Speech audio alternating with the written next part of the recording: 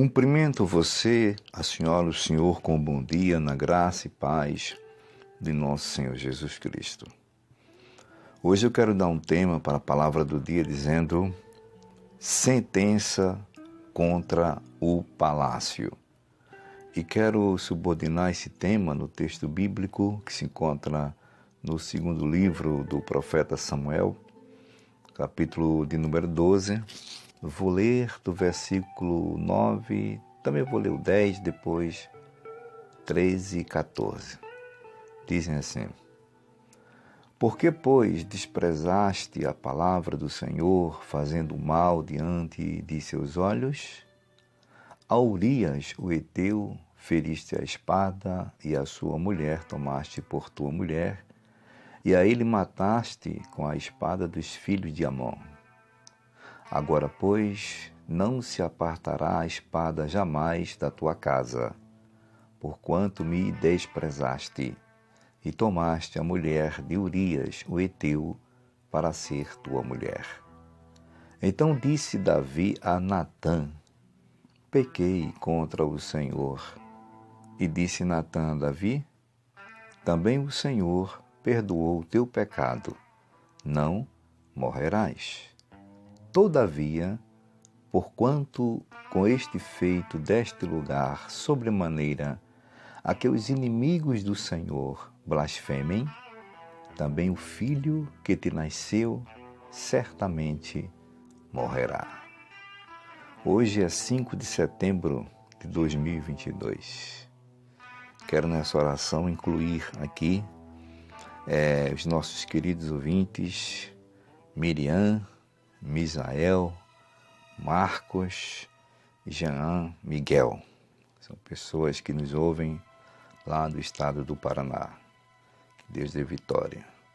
Deus, estou aqui nesse momento na tua presença em oração, e é no nome do teu Filho Jesus Cristo, Senhor. E quero te agradecer por esse momento. Te apresento a pessoa que está me ouvindo, também Miriam, Misael, Marcos, Jean, Miguel e os demais ouvintes, a família de cada um, a minha família, a minha vida. Eu te peço que seja assim, em nome de Jesus. Bom, pessoal, hoje eu dei esse título para a palavra do dia, dizendo sentença contra o palácio. E eu já quero iniciar afirmando que a palavra de Deus, as Escrituras dizem que Deus não faz acepção de pessoas, tá? Deus tanto ama como julga o rico e o pobre, o feio e o bonito, o que está no casebre bem simples, em uma comunidade pobre e carente, e o que está também no palácio. Por isso que hoje eu quero falar da sentença contra o palácio, contra o poderoso, contra o rico aqui. Romanos, Paulo escrevendo a carta dele aos Romanos, capítulo 2, versículo 9, 10 e 11, fala sobre isso. Diz assim, tribulação e angústia sobre toda a alma do homem que faz o mal, primeiramente do judeu e também do grego.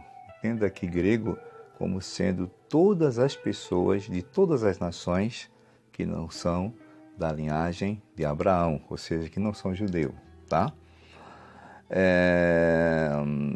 No versículo 10, glória, porém, honra e paz a qualquer que pratica o bem, primeiramente ao judeu e também ao grego. Aí veja o que ele diz no versículo 11, porque para com Deus não há acepção de pessoa. Bom, como já disse, nem mesmo dentro do palácio real, a justiça divina ela é omissa. Quando você e eu somos julgados por Deus, não é que Deus é um magistrado, eu vou falar essa palavra aqui entre aspas, né? Magistrado carrasco. Não é um Deus vingativo, mas ele faz a justiça, gente, de acordo com os nossos próprios atos, aqueles atos que contrariam as leis morais e eclesiásticas. Certa vez, o profeta perguntou assim, Do que se queixa o homem? E a resposta veio pelo Espírito de Deus. Queixe-se cada um dos seus próprios pecados. Então somos nós que fazemos com que muitas vezes a justiça de Deus caia sobre nós de uma forma a cobrar por causa dos nossos erros. Nós conhecemos aqui a história de Davi. Todo mundo conhece a história de Davi. Davi foi aquele homem que Deus escolhera para ser rei e foi um homem que Deus amou muito, né? Mas Davi, ele, tropeçou muito também. Nesse capítulo 12, a partir do versículo 1, se você for ler, você vai entender, a senhora e o senhor. E aí o profeta já chega fazendo uma analogia, contando que havia dois homens, um rico, um pobre. O rico tinha muitas fazendas, muitos gados, e o pobre só tinha uma cordeirinha.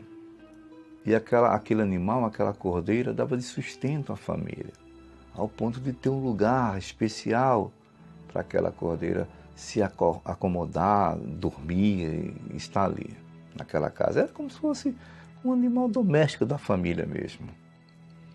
E aí Davi fica indignado porque Natan fala que o rico tomou a única cordeirinha, o único animalzinho do pobre, matou aquele animal para dar uma festa para um convidado ilustre daquele rico. Aí Davi diz que aquele homem era digno de morte. Você lendo, você vai entender. Eu quero chegar aqui nessa parte do versículo 9, porque momentos antes Natan diz: este homem é você, Davi. Então Davi estava ali recebendo, através do profeta Natan, a sentença de Deus, a sentença divina contra o palácio real, o palácio de Davi, né? Davi havia, como eu li aqui do texto, capítulo 12, versículo 9, havia desprezado a palavra do Senhor, fez mal diante dos olhos do Senhor, né? Ele matou o homem, permitiu que aquele homem morresse para ficar com a sua mulher, a mulher daquele homem. Pecado grave, né? 2 graves pecados, um homicídio e também um adultério. Então, a espada, ou seja, o sofrimento, a dor, não ia mais se apartar da casa de Davi. A partir daquele momento, a família de Davi, até os últimos dias da vida de Davi, Davi ia ver muitas coisas ruins, como aconteceram mesmo no seio da sua família. Inclusive o filho, que essa mulher estava grávida, esperando esse neném, esse bebê, diz aqui o versículo 14, todavia, porquanto com este feito deste lugar sobremaneira, a que os inimigos do Senhor blasfemem, também o filho que te nasceu certamente morrerá. Bom, gente, eu quero concluir dizendo o seguinte, que Deus, Ele é bom, Ele é amor, mas Deus também é justiça, a gente sabe disso. Vez por outra, né, a gente ouve alguém falar isso. Deus é amor, mas também é justiça. E a justiça de Deus, repito, quando a gente é julgado por Deus, nós somos julgados por causa dos nossos próprios atos. Davi aqui cometeu uma loucura e foi julgado por isso. Que tenhamos sempre em nossas mentes a preocupação, né? Vamos dizer assim, o temor de errar, sabendo que nós iremos responder por isso diante de Deus. Seja no casebre, seja no palácio. Ótimo dia a todos. Servo de Deus, Jessé.